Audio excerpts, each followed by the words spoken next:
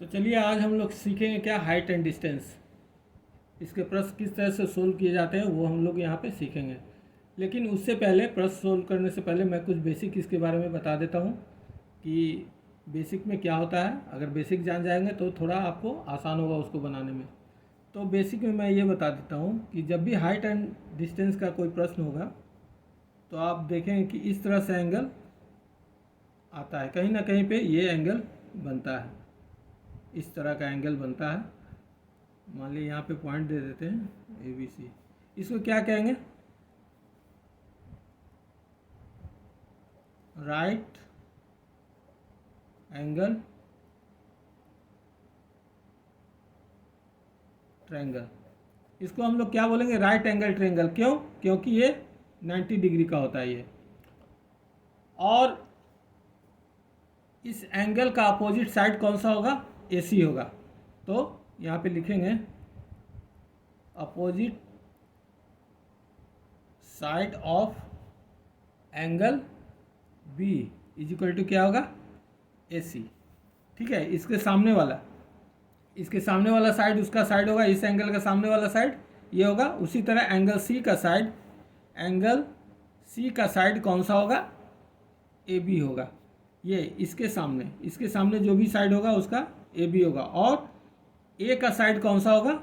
ये B C होगा। Angle A का साइड क्या होगा? बी सी होगा। ये इतना है। थोड़ा और बता देता हूँ इसमें कि इसको क्या बोलते हैं। अगर हमको इस एंगल से निकालना है, एंगल सी से निकालना है, ठीक है, ये एंगल अगर सी से निकालना है तो इसको क्या बोलेंगे? परपेंडिकुलर। पी से डिनोट करते हैं हम लोग इसको। क्या?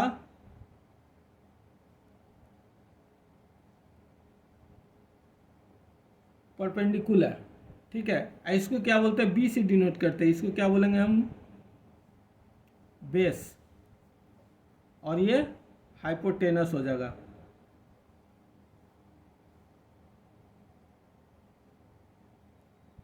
इसको एच से डिनोट करते हैं। ठीक है, इतना तो जानकारी हो गया। हमको जब भी निकालना है तो एक राइट एंगल ट्रायंगल बनेगा। उसमें जिस एंगल का पूछेगा, मान लिया एंगल उसका सी पे बन रहा है, तो उसका परपेंडिकुलर कौन सा होगा? ये सामने वाला भुजा उसका परपेंडिकुलर होगा। इसको हिंदी में क्या कहते हैं? लंब कहते हैं। इसको क्या कहते हैं हिंदी में? लंब कहते हैं। और इसको हिंदी में कहते हैं आधार। और इसको कहते हैं कर्ण। ठीक है, अगर आप हिंदी जानते हैं तो हिंदी के बारे में भी जान लीजिए इसका, कि हिंदी में क्या क्या बोलते हैं इसको। तो फिर से एक बार बता देता हूँ कि एंगल के सामने वाला जो साइड होता है वो उसका परपेंडिकुलर यानी कि हाइट होता है, उसको लंब भी कह सकते हैं। और इसमें एक ट्रिगोमेट्रिकल रेशियो होता है, जिसमें मैं रेशियो बता देता हूँ। Sine theta. थीटा का मतलब क्या होता है? थीटा का मतलब एंगल। ये एंगल हो या फिर ये एंगल हो, कोई भी एंगल हो। साइन थीटा बराबर होता है पी बाई एच, यानी परपेंडिकुलर बाई हाइपोटेनस। परपेंडिकुलर को क्या बोलेंगे? हाइट भी बोलेंगे। ठीक है, तो परपेंडिकुलर बाई एच, एच मतलब हाइपोटेनस। इसको हिंदी में भी बोलेंगे क्या? लंब बटा कर्ण। ठीक है, उसी तरह कॉस थीटा का क्या होता है? कॉस थीटा का होता है बी बाई एच, यानी हिंदी में क्या हो गया? आधार बाय कर्ण। और एक होता है टैन थीटा। टैन थीटा बराबर होता है पी बाई बी, यानी लंब बाई आधार। ये हो गया थोड़ा बेसिक, आपको जान लेना होगा। नहीं याद है तो याद कर लेना होगा। ये इसका बेसिक होता है। अच्छा, इसका एक रिवर्स होता है। वो रिवर्स में क्या होता है? साइन का रिवर्स क्या होगा? साइन का रिवर्स होगा यहाँ पे सब कॉमा दे देते हैं हम। साइन का रिवर्स होगा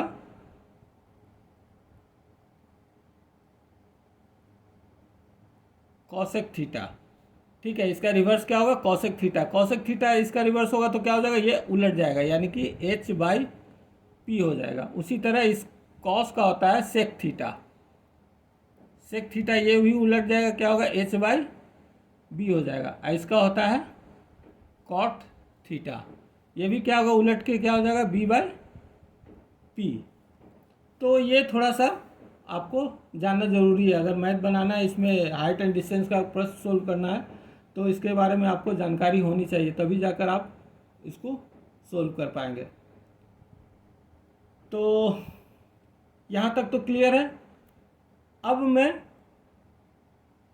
एक और चीज़ बता देता हूँ कि यहाँ पे जो भी एंगल बनता है, 30 डिग्री एंगल बने या 45 या 60 डिग्री, तो इसका वैल्यू कैसे याद किया जाता है, या आपको याद करना होगा, या फिर याद करेंगे तो कैसे करेंगे वो बता देता हूँ। तो नेक्स्ट स्टेप पे मैं बता रहा हूँ, दूसरे पेज पे। तो ठीक है, देखिए कैसे मतलब इसका वैल्यू निकलता है। तो साइन ज़ीरो का वैल्यू क्या होता है, साइन ज़ीरो का वैल्यू ज़ीरो होता है। ठीक है, और साइन 30 का वैल्यू 1/2 होता है। और ये तो मैं बता रहा हूँ, आप बुक में भी देखेंगे तो यही चीज़ होगा, लेकिन ये कैसे आएगा वो मैं बताऊंगा। स्पेशल चीज़ ये है कि ये कैसे आता कैसे है वो मैं बताऊंगा आपको। तो ये हो गया, और 1/√2 45 का हो गया, और इसका हो गया √3/2, और 90 का हो गया 1। ठीक है, ये तो बुक में भी देखे होंगे, यहाँ तक लिखा हुआ रहता होगा। अब यहाँ पे ध्यान दें, क्या आपको सिर्फ क्या याद करना है, साइन 0, 30, 45, 60 और 90, ये सिर्फ एक ही लाइन याद करना है, बाकी आपको ये सब अपने आप बन जाएगा। वो देखिए कैसे होता है। अब कॉस का पूछेगा तो कॉस का जस्ट रिवर्स कर देना है, इसको ये पीछे से लेकर चले आना है। ये यहाँ पे है ना 1, तो ये इसको यहाँ कर देना है। ठीक है, ये √3/2 है तो यहाँ पे आ जाएगा, ये बीच में आ रहा है तो बीच में तो वही रह जाएगा। अब फिर ये आ जाएगा, ये 1/2 आ जाएगा यहाँ पे, और ये हो जाएगा क्या, यहाँ पे 0 हो जाएगा। यहाँ तक समझ में आया। हमने क्या किया, हम लोग क्या किए, साइन का खेल केवल याद किए यहाँ से यहाँ तक का। उसके बाद कॉस का अपने आप क्या हो गया, रिवर्स कर दिए, उधर से 90 का पहले लिख दिए, फिर 60 का 30 में, फिर 40 का तो बीच में ही आ गया, और 30 का यहाँ पे, और फिर 0 का यहाँ पे हो गया, 0 का 90 डिग्री के पास हो गया। अब tan का कैसे निकलेगा, तो tan का पहले लिख देते। tan का क्या हम पहले भी बता चुके हैं कि शायद पहले नहीं बताए हैं, फिर भी tan का एक बता देते हैं। यहाँ पे क्या होता है tan का, tan बराबर होता है sine theta by cos theta. ठीक है, sine theta by cos theta. अब देखेंगे sine theta by cos theta, यहाँ पे मान लिया tan 0 का ही निकालना है, tan 0 डिग्री का निकालना है। ठीक है, तो साइन 0 का वैल्यू क्या होगा, साइन 0 का वैल्यू 0 होगा, और कॉस 0 का वैल्यू क्या होगा, 1 होगा। तो ऊपर 0 नीचे 1, इसका मतलब इसका वैल्यू क्या होगा, 0 हो जाएगा। अब tan 30 का निकालना है, tan 30 डिग्री का निकालना है। तो tan 30 डिग्री का निकालना है, वैसे ही यही वाला फॉर्मूला, tan बराबर साइन थीटा बटा कॉस थीटा होता है। ठीक है, तो साइन 30 का वैल्यू क्या होगा, साइन 30 का वैल्यू 1/2, और डिवाइड कितना है, कॉस का कितना है, कॉस का √3/2। तो इसको सोल्व करेंगे तो ये हो जाएगा, ये इससे ये कट गया, यानी कि 1/√3, वही यहाँ पे लिखा गया आपका 1/√3। अब tan 45 का उसी तरह tan 45 डिग्री का, तो tan का भी क्या होता है 45, साइन बटा कॉस थीटा होता है। तो tan 45 है, तो साइन 45 का क्या होगा, 1/√2 डिवाइडेड बाय फिर 1/√2, यानी कि इसका वैल्यू कितना आ गया, 1 आ गया। तो यहाँ पे फिर 1 लिख दिए। इसी तरह से आगे बढ़ता चला जाएगा। tan 60 डिग्री का क्या होगा, तो साइन 60 का क्या होता है, साइन 60 का √3/2 डिवाइड कॉस 60 का क्या होता है 1/2, यानी क्या हो जाएगा √3/2 इंटू 2/1 ही कर देते हैं यहाँ पे, ये कट गया, बच गया क्या √3, यानी कि साइन tan 60 का क्या होगा 3, और 90 का क्या होगा 90 का क्या होगा, साइन का क्या है 1 और कॉस का 0 है, तो 1/0, तो 1/0 जब नीचे 0 आ जाता है तो क्या उसको बोलते हैं, अनडिफाइंड रहता है, इसीलिए वहाँ पे देखेंगे आप लोग लिखा होगा अनडिफाइंड, मतलब इसका वैल्यू tan 90 डिग्री का वैल्यू हम लोग नहीं निकाल सकते हैं क्योंकि नीचे 0 चला आ रहा है। वैसे भी आप लोग जानते हैं कि नीचे अगर किसी भी चीज़ के 0 आ जाए, अगर 0 से डिवाइड करेंगे तो वो होगा ही नहीं। आप कभी कैलकुलेटर यूज़ करके देखेंगे, अगर 2 को डिवाइड करेंगे 0 से तो कैलकुलेटर में क्या होगा, एरर बता देगा। तो इतना तक क्लियर है, यह जान गए।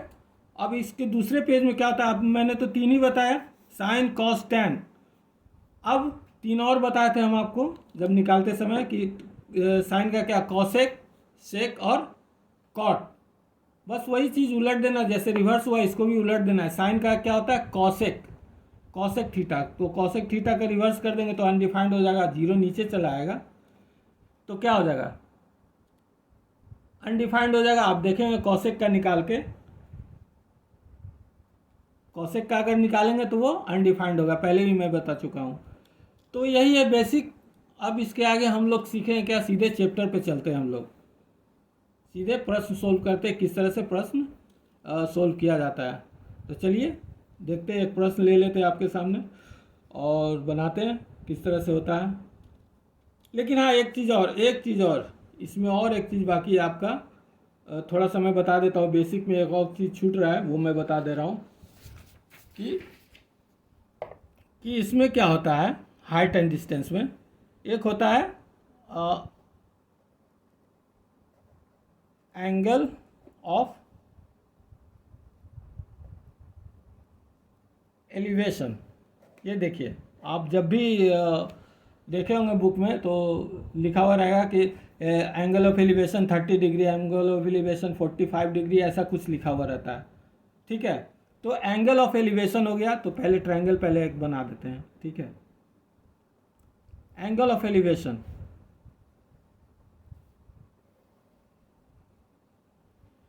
एंगल ऑफ एलिवेशन क्या हो गया, एलिवेशन यानी कि एलिवेट, एलिवेट मतलब ऊपर की ओर जाने वाला, यानी नीचे से जब हम ऊपर की ओर देखेंगे तो वो हमारा क्या कहलाएगा, एंगल ऑफ एलिवेशन। समझ में आया? तो हम लोग जब भी नीचे से ऊपर की ओर देखेंगे या नीचे से ऊपर की ओर कोई एंगल बना रहा है तो उसको क्या कहेंगे हम लोग, एंगल ऑफ एलिवेशन। और ये एंगल ऑफ एलिवेशन हो गया, ऊपर की ओर देख रहा है। और एक होता है angle of depression, angle of depression. अब क्या एंगल जब नीचे की ओर देखेंगे हम लोग इस तरह से, सेम फिगर तो वही बनेगा, देख रहे हैं वही फिगर है। अब इस बार क्या हो गया, ऊपर से नीचे की ओर देख रहे हैं, फिगर भी सेम बनेगा और एंगल भी सेम ही आएगा, वो मैं बता देता हूँ। इसको, ये भी वही है और इसका भी फिगर वही है, लेकिन इसको हम क्या बोल रहे हैं, एंगल ऑफ डिप्रेशन। तो एंगल ऑफ डिप्रेशन बनाने के लिए ये एंगल तभी बनेगा जब यहाँ पे एक हम लोग इमेजिनरी लाइन खींचेंगे।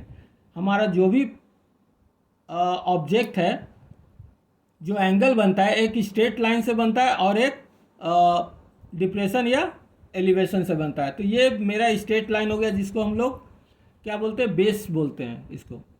ठीक है, वो बेस हो गया, ये डिप्रेशन हो गया, एंगल ऑफ डिप्रेशन। अच्छा, यहीं से ऊपर की ओर देखते तो हमारा क्या हो जाता है, एंगल ऑफ एलिवेशन हो जाता। तो अक्सर देखते हैं क्या लोग यहीं पे बना देते हैं, एंगल ऑफ डिप्रेशन का भी यहीं बना देते हैं और एंगल ऑफ एलिवेशन का भी यहीं बनाकर सोल्व कर देते हैं। लेकिन ये लाइन खींचना भूल जाते हैं, जो कि ये बहुत ज़रूरी है। आपको ये लाइन खींचना बहुत ज़रूरी है, तभी समझ में आएगा क्या होगा। तो ये इमेजनरी एक लाइन खींचा गया, इसी के पैरेलल एक लाइन खींचा गया जिसको हम लोग बेस बोलते हैं। ठीक है, ये बेस हो गया। अब ये एंगल कहाँ से आया, देखिए ये परपेंडिकुलर, ये सॉरी क्या पैरेलल है, ये दोनों लाइन पैरेलल है और उसको एक लाइन काट रहा है, तो इसको क्या बोलते हैं? Angle of, sorry alternate angle बोलेंगे।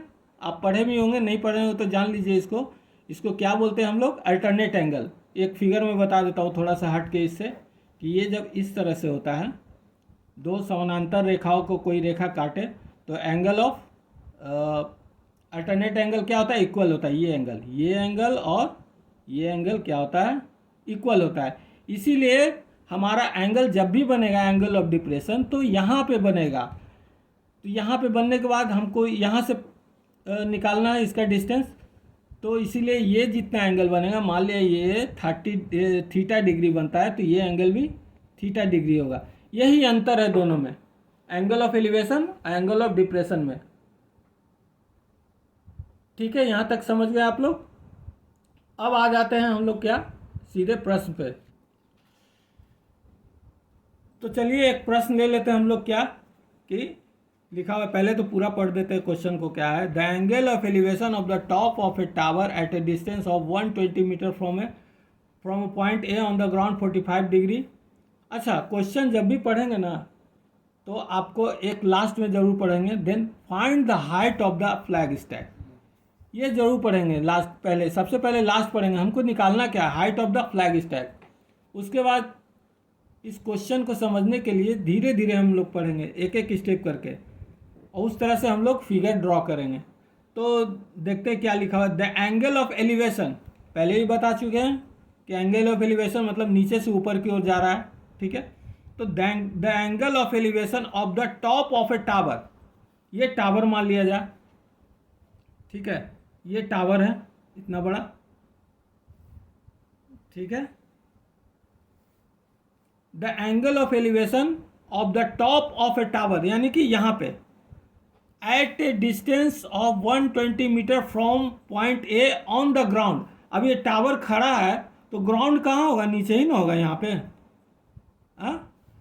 तो ग्राउंड नीचे ही होगा, तो एक बेस लाइन खींच देते हैं यहाँ पे।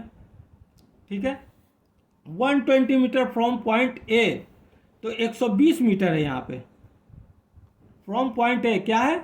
ए पॉइंट से, यहाँ पे ए पॉइंट दे दिए। ठीक है, on the ground is 45 degree. अब इसको मिला देंगे यहाँ से, ये क्या एंगल बन गया हमारा? Angle of elevation.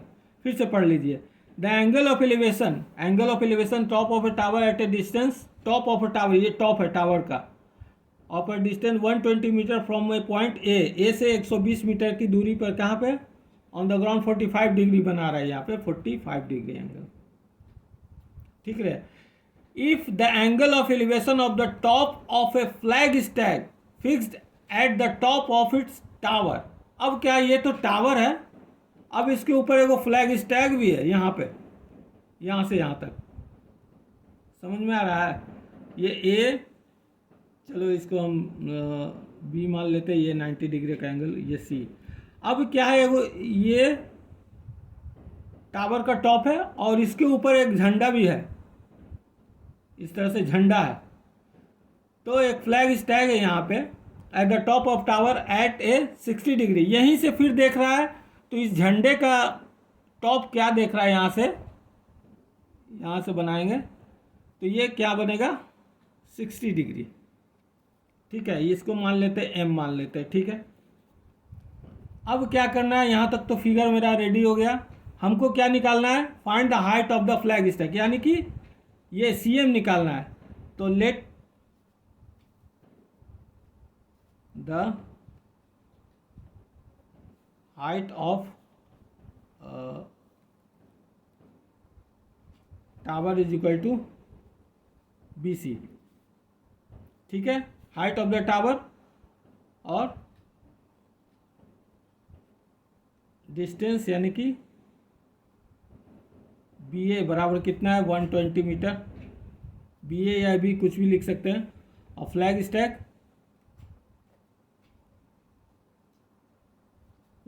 क्या है? सी एम बराबर क्या है? हमको यही निकालना है, find the height of the flag staff. तो सबसे पहले क्या लिखेंगे हम लोग? In triangle A B C B A C, जो भी ए बी सी, ए बी सी। तो इसमें हम यहाँ पे ध्यान देंगे कौन सा फॉर्मूला लगाएंगे, साइन थीटा वाला लगेगा कि कॉस थीटा वाला लगेगा कि टेन थीटा वाला लगेगा। तो आप देखेंगे उसमें साइन का क्या होता है, लंब बटा कर्ण, यानी कि परपेंडिकुलर बाय हाइपोटेनस, और कॉस का क्या होता है, आधार बटा कर्ण यानी कि बेस बाय हाइपोटेनस, और टेन का होता है लंब बटा आधार यानी कि हाइट बाय बेस। तो हमको क्या निकालना है, इससे तो कोई मतलब है नहीं, जिसको कर्ण बोल रहे हैं उससे तो कोई मतलब है नहीं, हमको इसी से मतलब है, नीचे दिया हुआ है, बेस दिया हुआ है और ऊंचाई दिया हुआ है। तो हमारा कौन सा फॉर्मूला पे आएगा, tan वाला फॉर्मूला पे आएगा। तो लिखेंगे यहाँ पे tan पहले 45 degree, 45 degree is equal to क्या होगा, B C by B A, और tan 45 का वैल्यू क्या होता है, 1 होता है, is equal to B C.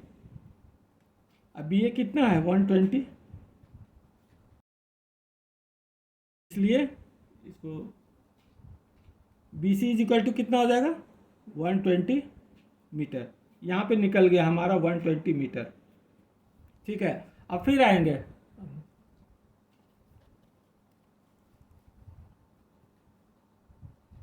In triangle B A M या ए बी एम, यानी कि पहला बार क्या लिए थे, ए बी सी, ए बी सी ये ट्रायंगल को लिए थे, इस बार क्या लेंगे, ए बी एम, वहाँ तक जहाँ तक मेरा फ्लैग स्टैप है। तो in triangle A B M क्या होगा, tan कितना, अभी इसमें कौन सा एंगल बन रहा है, 60 degree, tan 60 degree is equal to हो जाएगा पूरा ये हो जाएगा B M by B A, या ए बी कुछ भी लिख सकते हैं। अब वैल्यू उसका लिख देते हैं हम लोग, क्या हो गया, √3 is equal to B M बटा, अच्छा बी एम को हम लोग, बी एम यहाँ से आता है, बी एम को हम लोग क्या लिखे, B C plus C M लिख देते हैं। ठीक है, अब यहाँ से बाई बी ए कितना है, 120। ठीक है, अब ये हो जाएगा B C is equal to, इसको इससे मल्टीप्लाई मालूम है आपको, ये बराबर के उधर जाता तो मल्टीप्लाई हो जाता है। और बी सी का वैल्यू क्या है यहाँ पे, बी सी है 120 अब प्लस सी एम, यही तो निकालना है। ये क्या हो जाएगा, इसको इससे मल्टीप्लाई हो जाएगा 120√3, यानी अब क्या हो जाएगा, सी एम बराबर हो जाएगा 120√3 माइनस 120। अब इसको कॉमन लेंगे 120, तो ये क्या हो जाएगा, √3 माइनस 1, इसलिए सी एम बराबर 120 इंटू,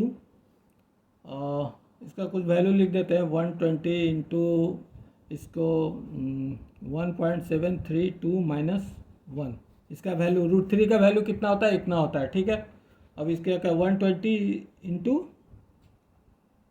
0.732, उसके बाद आप मल्टीप्लाई करके आंसर यहाँ पे लिख सकते हैं, यानी इतना मीटर, ये आपका आंसर आ जाएगा।